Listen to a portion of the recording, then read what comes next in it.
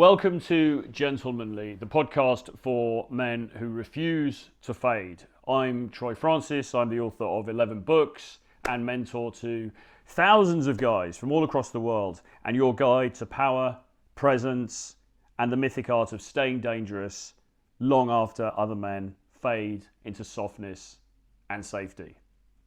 This isn't therapy. This isn't pickup. This is truth. Raw, unapologetic, and potent. Let's get into it. Roy Cohn was evil, but he got shit done.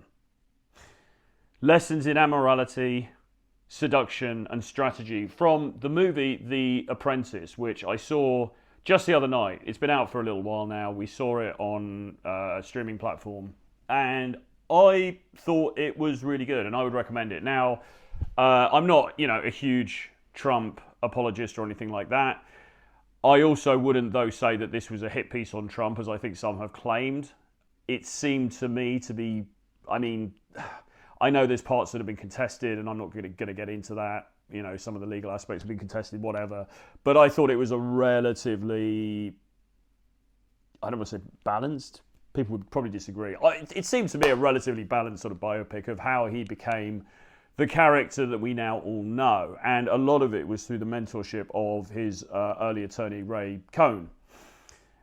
And it tells that story very well. And just psychologically, it's an extremely interesting piece of work. So I would urge you to see it, whatever side of the political fence you're on, because this isn't meant to be This isn't a podcast about politics, by the way. I'm not talking about pro-Trump or anti-Trump or any of that stuff. This is literally just about some observations from the film, and it's more about Ray Cohn than anything, really, who was also a Republican and a repressed homosexual and a very conflicted character, to say the least. But anyway, Cohen was one of the most ruthless men in American history, a man who played the power game like Machiavelli with a cocaine habit. He mentored Donald Trump.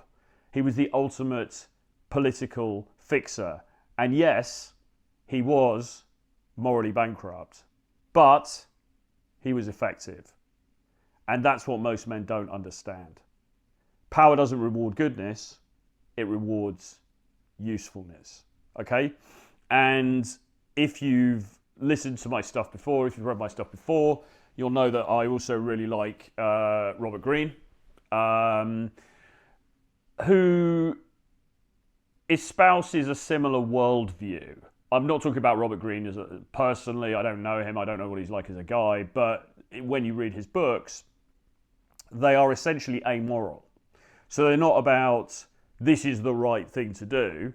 They're about this is what a historical figure did, and it was effective for these reasons. Okay? And obviously Machiavelli is the touchstone for all of this stuff, but there are many, many other historical examples that that Greene brings into play. And Cohen's an interesting one. So let's firstly get into Ray Cohen's 3 laws of success, which he tells Trump pretty early on in the movie. And it kind of sets the tone for the whole movie. And then at the end of the movie, Donald Trump then repeats them. He puts a slightly different spin on them, but they're basically the same. And when you listen to them, and then you think about some of the stuff that Trump has done, even over recent years, you realise that they're still very much at play with him, or that's my take on it anyway. So, as told to Donald Trump, dramatised brilliantly in the movie The Apprentice, rule number 1, attack, attack, attack. Don't defend, all right?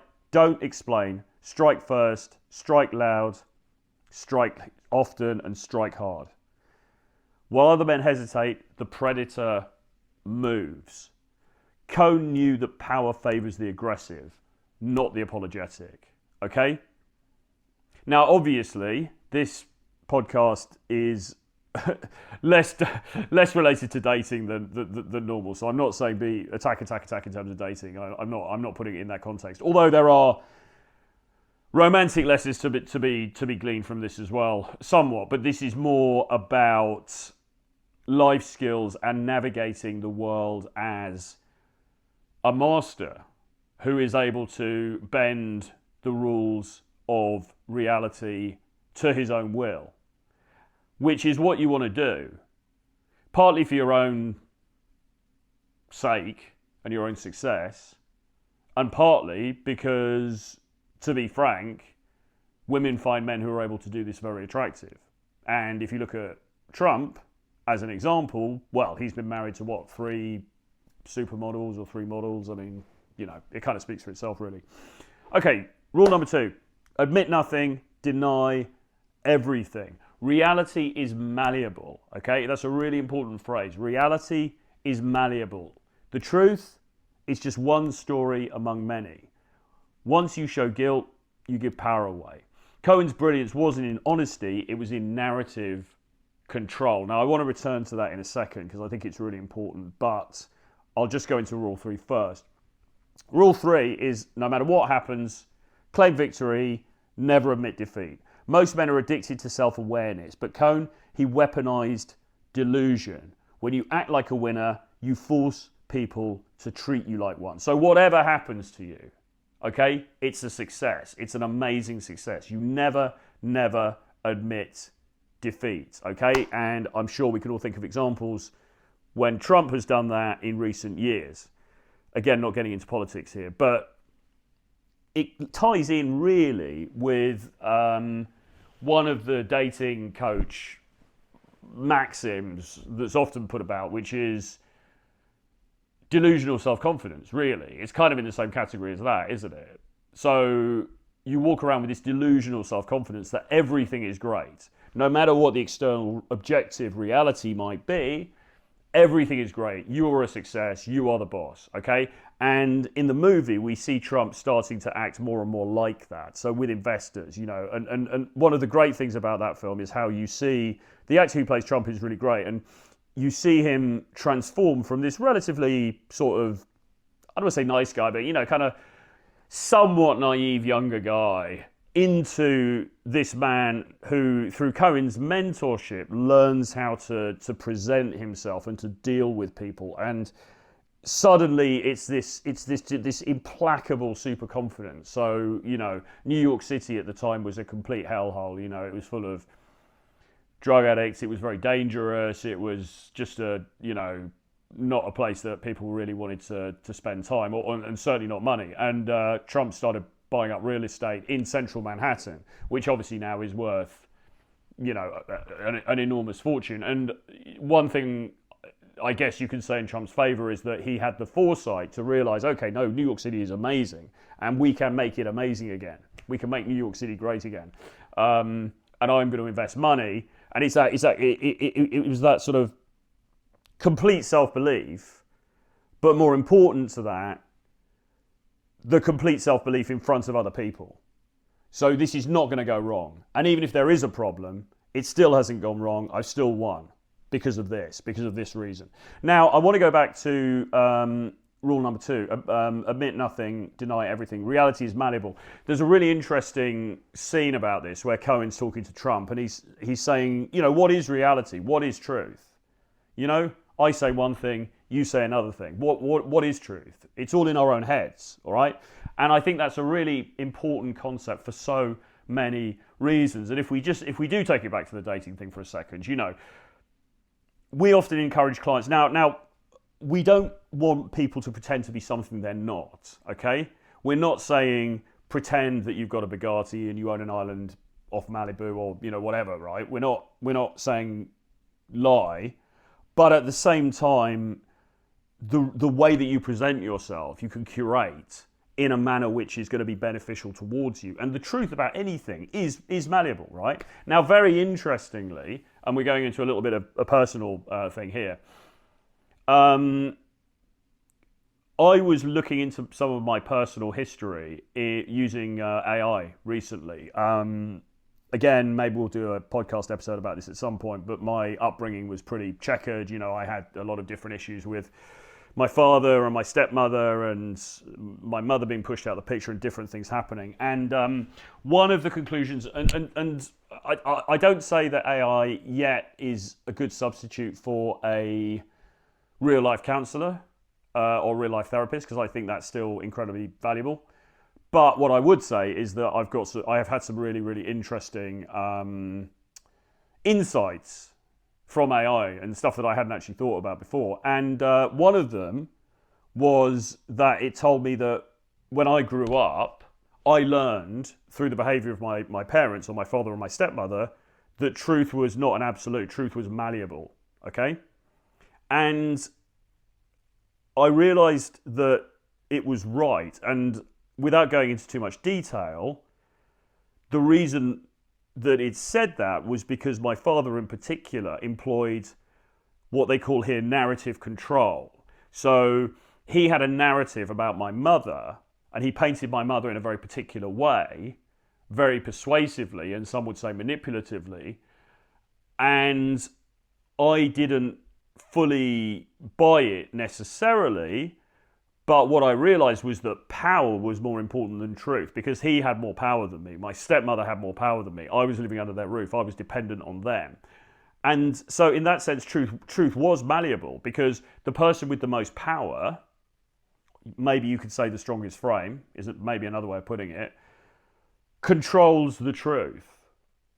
Okay, so if you say the truth is, I am the most attractive man in London, and you say it confidently enough, you embody it with every pore of your being, some people are going to buy into that. All right, now not everyone's going to buy into it, but some people are going to buy into it. And I've recognized this in my own life, in my own dating life, in the way that I presented myself. Okay, so deny everything. You're not in shape. You're not well dressed. You're not rich. No, I am. There's family money. There's this, there's that. There's blah blah blah. Again, there's a subtle distinction here, because I wouldn't encourage people to lie outright. I would say it's okay to be evasive. I would say it's okay not to give everything away. In fact, I would encourage you not to give all the information about yourself away early on, if at all. But reality is malleable, because it's very much down to perception. And our perception only exists in our own heads. All right, my perception to events is very different to my girlfriend's perception of events, or of James Tusk's perception of events, or of the man in the street, right? Something may happen in the street, like I walk out and then somebody falls off their bike. My perception is that guy was driving irresponsibly, he fell off his bike, it's his fault. His perception is I stepped out in front of him, it's my fault, okay? Who's right? Nobody. Because both of us in a way are right. Because truth is about perception, and ultimately truth is about power, because the person with the greatest power is always going to win. Which is why in a totalitarian state, and I won't name them, but we know some of the ones we're talking about, where the media is very much controlled and the message is very much controlled. Truth is malleable, because it is controlled by the person with the most power. All right? And people just buy into it, kind of because they have to, and kind of because on a simpler level, for the most part, we're pretty gullible as human beings, really. We tend to sort of believe what we're told a lot of the time. I'm not saying all of us, but, you know, it's sort of like, I've used this example before, but in the nightclub, if you walk up to a woman and you present as being incredibly confident, and, you know, you're wearing a nice jacket and maybe a nice watch, and you got your hair slicked back and you look really cool, and you've got a bit of chat, she's probably going to buy into that. She's probably going to think, oh, he's one of those type of guys. Now, it might be that 3 months earlier you were sitting carrying in your bedroom watching self-help videos going, oh my God, and then you did some amazing coaching with Troy Francis, and now you're this warrior, and you're able to, you know, naturally just impress people with your presence, okay? It's not that you are being untruthful to her, it's the presentation, okay? And you don't have to tell her that you were a loser 3 months ago, right? So the truth about you, about who you are, in that sense is malleable. Again, I wouldn't encourage you to pretend that you've got a flat in Mayfair or you own a penthouse in New York City if you don't. But you can certainly control the narrative. And you should control the narrative, because as is talked about in the book, is it Sapiens? once again, I forget the author's name, I'm afraid, but somebody will tell me in the comments. He talks about the power of narrative and storytelling in human communities, and it's fundamentally the most important thing, right? So narrative is super important. Controlling the narrative, whatever that narrative is, to your advantage is important, and really there is no objective truth. Now, people are going to argue with that as well and say, well, what about scientific studies? But often you get conflicting scientific studies, and often you can pick holes in data. So even then, you know, I'm not denying the basic laws of physics, but I think in a lot of areas, truth is very subjective, and that is something that we can navigate to our benefit. Okay?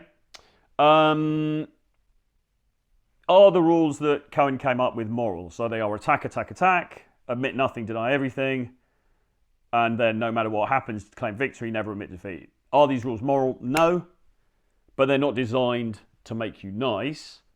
They're designed to make you dangerous, or at least effective, okay? So the snake who built empires, Ray Cohn wasn't a role model, okay?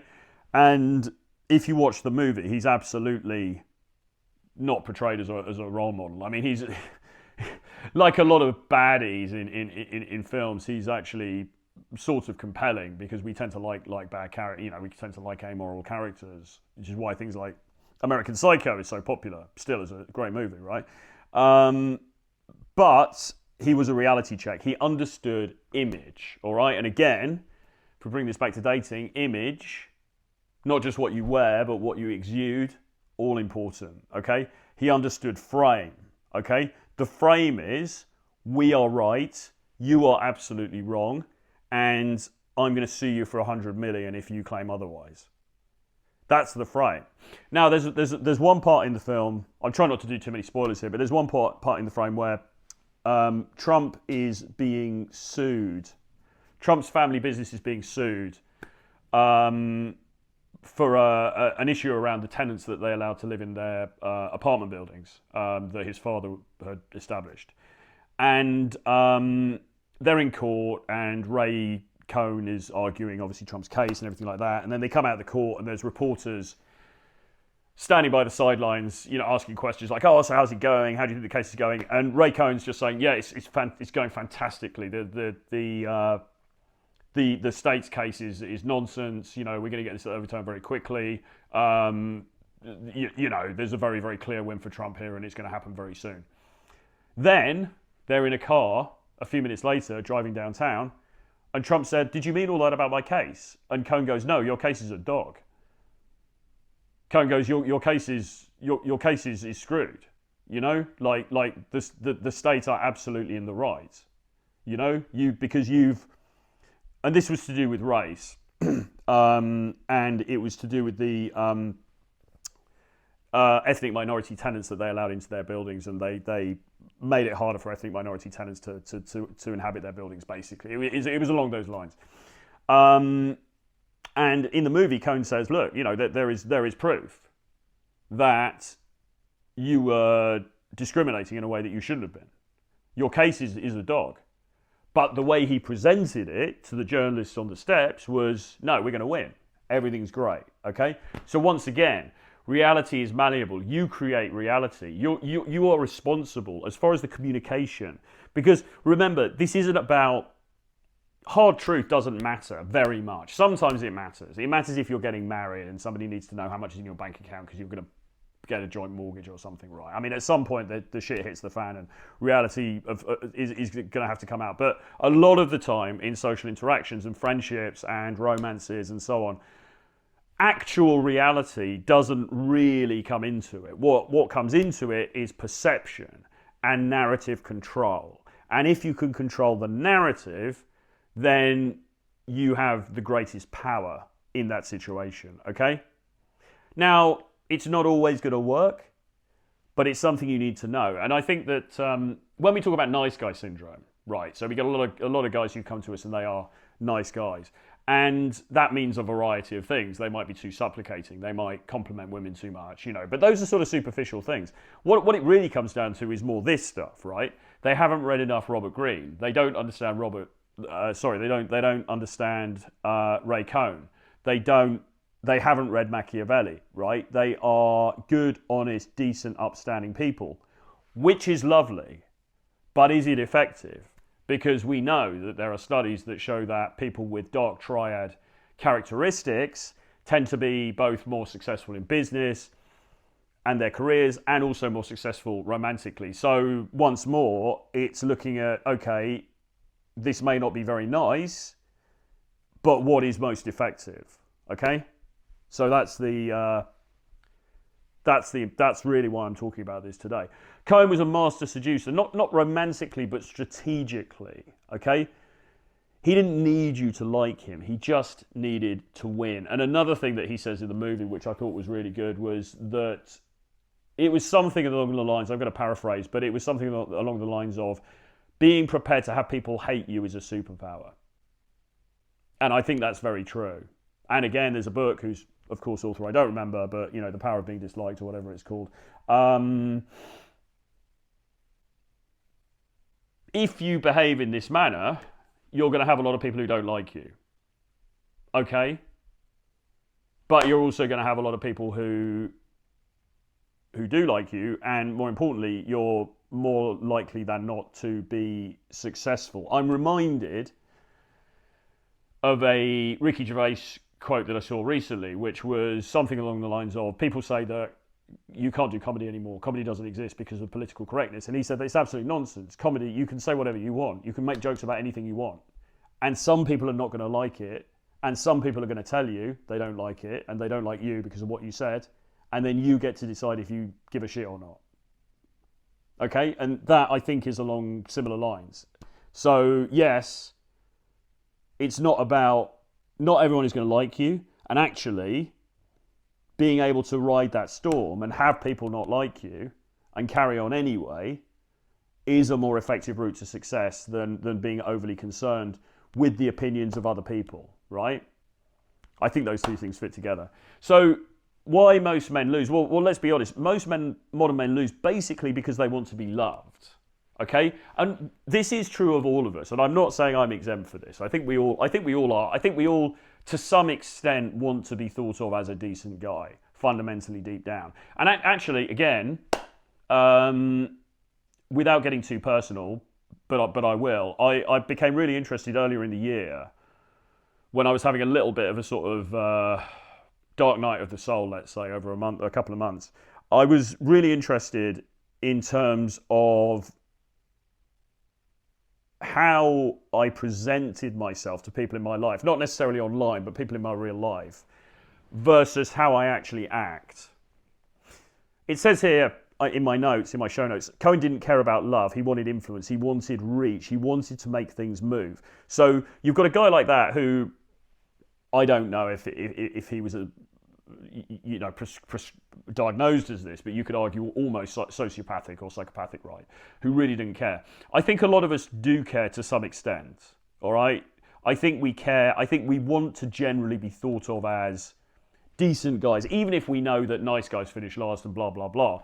We still kind of want to, underneath it, we still kind of want to be the good guy, with and all of that, to feel good about ourselves. And I'm no exception to that, but then a few things recently that came to light over the last 6 months or so, it really made me look at my behavior in certain situations. And I realized that I present this image of, again, not necessarily online, but in my personal life, I'll present this image of, I'm a reasonable bloke, I'm a decent guy, I'm, all this Troy Francis stuff, it's a little bit overblown. I'm actually a pretty, I'm a cool guy. You can rely on me. You can trust me, and all that. And then I looked at some of my behaviour and some of the reactions that people had to me, and certainly some women had to me, and I realised that there was a huge mismatch between my actual behaviour and the way that I was presenting myself. Okay, so I'm not sure quite why I went down that avenue, except to say that maybe it's better to just be honest. Maybe it's better to just be like, well, look, I am a bit of an a-hole, but that this is just what I wanted to do. I tend not to be like that. I tend to pull back from that, and I think a lot of people do. Now, going even deeper, I was doing some AI research, and I was giving it some details about some stuff that my father had done when my father was younger, and that had affected me and my sister and so on. And again, what fascinated me was there was this huge mismatch, seemingly, between the way that he presented himself, the way that he presents himself as being this very decent, very nice guy, almost like a sort of, verging on a sort of messiah complex, kind of like, this very good, almost Solomon-like character who was very fair and very just and everything. And then you look at the actual behaviour, and there's a huge mismatch with the behaviour. And that's just something I find fascinating about people in general, about myself, about, obviously members of my family, and just people in general. I just think it's really interesting, and I think there's a mismatch between our self-perception and how we actually behave in real life. Something to think about for you, perhaps. But going back to Cone, what we're saying here really is that he didn't care about any of that, right? He was a full-on, I don't give a fuck, I just want the results. He didn't want to be liked. And actually, if you could get to that point, there is huge power in that. I don't think it's easy to get to that point, because I think you need to be somewhat sociopathic to get there. You certainly need to be very thick-skinned, and I don't know that those things are easily acquired. What I would say is I think that as you get a bit older and you get a bit more jaded, it becomes a little bit easier. Speaking for a friend. So, today's man, but bringing it back to the average guy in the street, today's man is trying too hard to be good, okay? And we know this because we know we live in a very woke and politically correct society, which, I'm not gonna slate here, because I'm not, this isn't about getting hugely angry about all of those things. I think some of that stuff has been for the good, to be honest. And I know you're going to flame me and unsubscribe, but whatever. I think, treating people with some fairness, I kind of think is not a bad thing.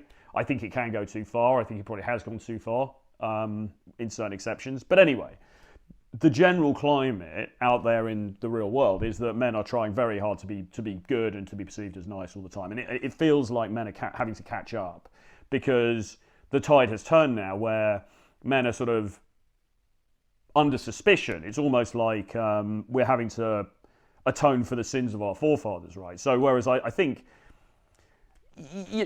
honest opinion, I think in the Anglosphere, in the West, in America, UK, we're pretty much equal now between the genders. I mean, I'm sure there will be people who would argue with that, but I think women have, career prospects are good, education prospects are good. I mean, women tend to do better in education than men. Gender pay gap, I'll be honest, I don't know enough about it. I know there's a debate over that, but I suspect that it's getting a lot better, or it's a lot better than it was. So I think we're kind of nearly there, but it does feel like men are under suspicion the whole time, and that we have to, be super, super good and nice to show that we're not like these evil guys from back in the Mad Men days who are super misogynistic and sexist and everything. So most guys are trying to play catch up. But they're not trying to be useful to the game that they say that they want to win, because most guys will come to us and they'll say, right, I want to have a great dating life and I want to be successful. But their behaviour is belying that, because they are following the societal script. Now, not following the societal script is extremely difficult, but it can be done. And there are people who've done it. I know people who've done it personally. And those tend to be the people that I resonate and befriend most strongly. But that gap between desire and ruthlessness is where dreams die. Now, if you look at Tusk, if you look at James Tusk for a second, of all the people I know, and I would include Tom Torero in this, he is probably the person who has taken the dream, which isn't everyone's dream, but was certainly his, of being able to do his own thing. He's the person who's taken it the furthest, okay, and really run with it. And I think that there's something impressive about that. Okay. But anyway, the takeaway, this isn't about becoming a monster. It's about understanding that monsters are already playing the game around you, and knowing how to protect yourself, and when necessary, how to strike, is a good thing. You don't have to adopt Cohn's darkness, but you do need to understand it, and you'd be a fool not to. There's always another Ray Cohn in the room, and if it isn't you, then you're going to be the loser, okay? Hope you got something from that. Hope that was thought-provoking. If you want to stop playing small, if you want to build real power in the real world and become a man who can navigate love, business, seduction, and strategy without apologizing, then join the Gentlemanly Substack and go for the paid option so you get all the articles. We'll be starting the Gentlemanly community very soon, so look out for that.